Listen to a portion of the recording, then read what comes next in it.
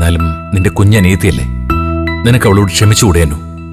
കുട്ടിക്കാലത്ത് എന്തിനും ഏതിനും ശാഠ്യം പിടിച്ച് കരയുന്ന മഞ്ചാടി മോള് ആർക്കും വഴങ്ങാതിരിക്കുമ്പോ നീയല്ലേ അവളെ പാട്ടുപാടിയും കഥ പറഞ്ഞു കൊടുത്തും ആശ്വസിപ്പിക്കാറ്. അത് മാത്രമൊന്നും അല്ലച്ച. 4-ാം വയസ്സിൽ മഞ്ചാടിക്ക് കരപ്പം വന്നപ്പോ 24 ദിവസമോ ഞാൻ അവളെയും കൊണ്ടൊരു മുറിയിൽ കഴിഞ്ഞത്. അതൊക്കെ അവള് മറന്നാലും അച്ഛൻ മറക്കരുത്. ഞാനൊന്നും മറന്നിട്ടില്ല അമ്പിളി. അന്നത്തെ ആ സ്നേഹം നിനക്കിപ്പോഴും മഞ്ചാടി മോളോട് കാണിക്കാൻ പറ്റുമെന്നുണ്ടെങ്കിൽ നീയും അവളെ പോയി കാണണമെന്ന് ഞാൻ പറയും. എന്നാ നമുക്ക് മഞ്ചാടി ഒന്ന് പോയി കണ്ടിട്ട് വന്നാലും അമ്പിളി, ഞാൻ റെഡിയാ. ആ, നിങ്ങൾക്ക് പിന്നെ എവിടെയും പോയി നാണം കിടങ്ങുള്ള തൊലിക്കട്ടി ഉണ്ടല്ലോ, എനിക്കതില്ല.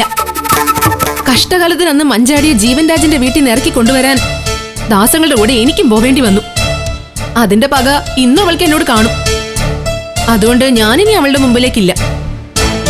എന്നെയും ജീരു ചേച്ചിയെയും മഞ്ചാടിയുടെ ശത്രുക്കളായി കണ്ടിരിക്കാണോ അച്ഛൻ? അതോ മഞ്ചാടിയെ ആശ്വസിപ്പിക്കാനുള്ള പക്വത ഞങ്ങൾക്കില്ലെന്ന് കരുതിയിട്ടാണോ അവളെ പോയി കാണാൻ അച്ഛൻ ഞങ്ങളോട് പറയാത്തെ?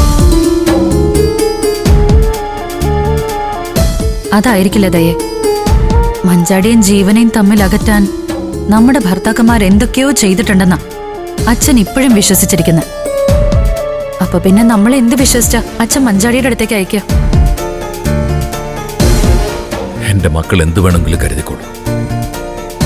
അച്ഛനെ മനസ്സിലാക്കാൻ മക്കൾക്ക് കഴിയുന്നില്ലെങ്കിൽ അതെന്റെ വിധിയായി കരുതാനേ എനിക്ക് പറ്റൂ.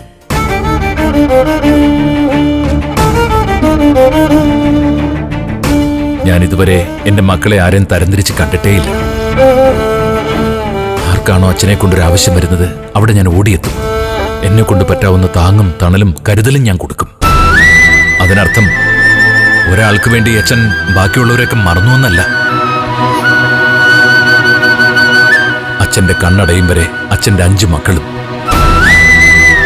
ഈ മനസ്സിൽ ഒരുപോലെ നിറഞ്ഞു നിൽക്കും.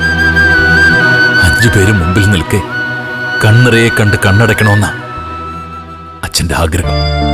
അതിനുള്ള ഭാഗ്യം ദൈവവും പിന്നെ എന്റെ മക്കളും കൂടി എനിക്ക് തരണമെന്ന ഇപ്പോഴത്തെ അച്ഛന്റെ പ്രാർത്ഥന. അച്ഛാ,